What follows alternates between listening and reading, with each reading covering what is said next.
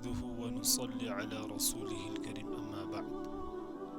أعوذ بالله من الشيطان الرجيم. بسم الله الرحمن الرحيم. يا أيها الذين آمنوا اتقوا الله ولتنظر نفس ما قدمت لغد. وقال النبي صلى الله عليه وسلم اغتنم خمسا قبل خمس أو كما قال عليه الصلاة والسلام. میرے محترم بزرگوں اور دوستوں، بہت بڑے افسوس کی بات ہے، اللہ تعالیٰ نے جو ہمیں زندگی دی تھی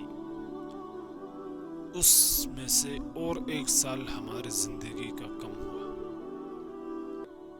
اور ہم موت کے قریب ہوتے جا رہے ہیں، قبر کے قریب ہوتے جا رہے ہیں، اور ہمیں چاہیے تھا کہ ہم محاسبہ کرتے. جو پچھلا سال گزر گیا اس پہ ہم محاسبہ کرتے. جس طرح ایک تاجر سال ختم ہوتے ہی وہ اپنی اس بک کو نکالتا ہے اور دیکھتا ہے کہ اس سال مجھے کتنا فائدہ ہوا، کتنا نقصان ہوا، جہاں نقصان ہوا وہاں اس کی بھرپائی کیسے کی جائے. تو ہماری بھی جو زندگی ہے وہ ایک اس تاجر کی کتاب کی سی ہے کہ ہم اس کتاب کے ورق کو کھولتے اور ہم دیکھتے کہ ہمیں کہاں کیا کرنا چاہیے تھا اور ہم کیا کر بیٹھے، اور ہمیں جو کرنا چاہیے تھا وہ ہم نہیں کر سکے. تو ہم محاسبہ کرتے اور کہاں ہم نے غلطیاں کی ہیں، کہاں ہم نے اللہ اور اس کے رسول کو ناراض کیا ہے.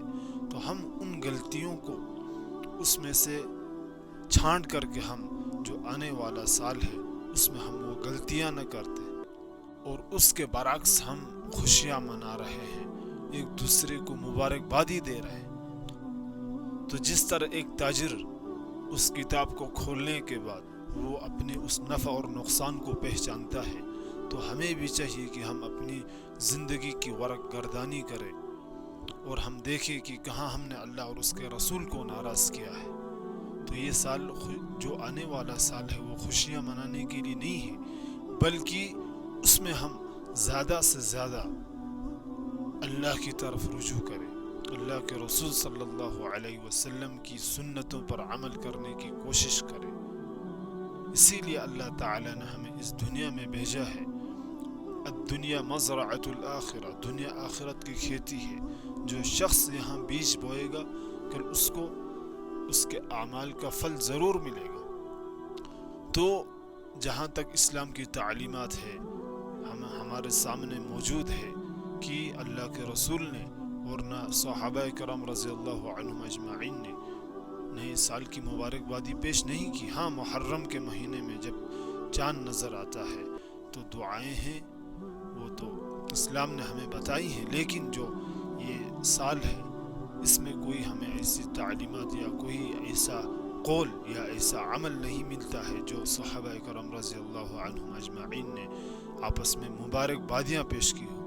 اور جو لوگ خوشیاں مناتے ہیں اور جو لوگ پٹاخے پھوڑتے ہیں، جشن کرتے ہیں، اگر ان سے پوچھا جائے کس وجہ سے خوشیاں منا رہے ہیں، حالانکہ ان کی خوشی کے پیچھے کوئی لاجک نہیں ہے.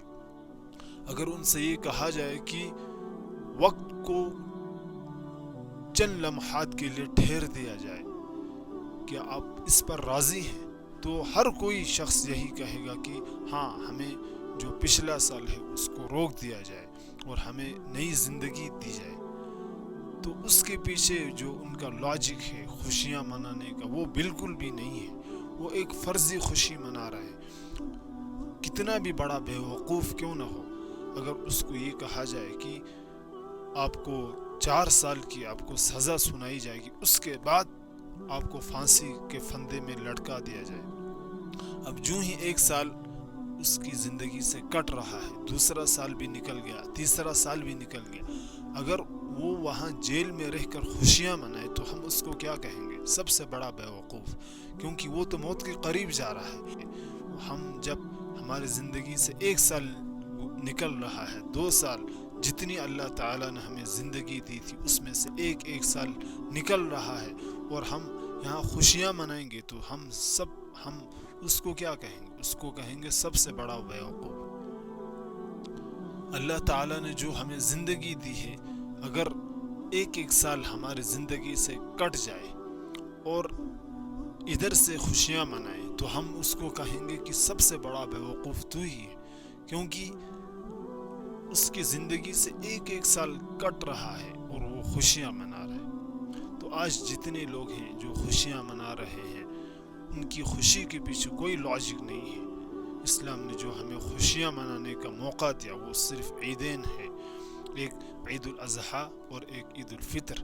اس میں انسان کو دلی ایک خوشی ہوتی ہے اور اسلام نے اس کو منانے کا حکم بھی دیا۔ تو یہ نیا سال جو ہے وہ کوئی خوشی منانے کا دن نہیں ہے، تو ہم اس میں محاسبہ کریں اور زیادہ سے زیادہ اعمال خیر کرنے کی کوشش کریں۔ اللہ کے رسول نے بھی فرمایا کہ 5 چیزوں کو 5 چیزوں سے پہلے غنیمت سمجھے۔